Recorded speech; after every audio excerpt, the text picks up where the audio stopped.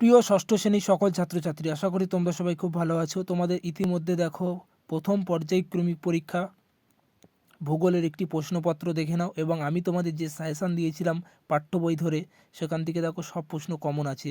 একটু দেখে নাও প্রশ্নপত্রগুলি কেমন ধরনের এসছে। দেখো আকাশগঙ্গা হলো একটি কী, তারপরে দেখো পৃথিবীর সর্বনিম্ন স্থানের নাম কি, মারিয়ানা খাত তোমরা জানো। তো দুইয়ের দাগেরটি দেখো। পরবর্তী দেখো দুইয়ের একে শুদ্ধ অশুদ্ধ বলেছে। তারপরে শূন্যস্থান পূরণটি দেখো। দেখো শূন্যস্থান পূরণ কী বলেছে, ভারতের মূল ভূখণ্ড দক্ষিণতম বিন্দু কী নামে পরিচিত, কন্যাকুমারী নামে পরিচিত।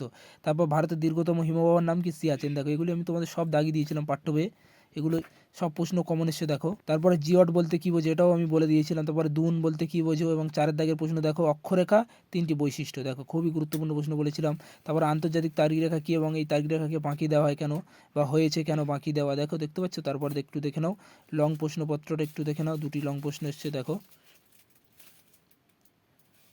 এটি হচ্ছে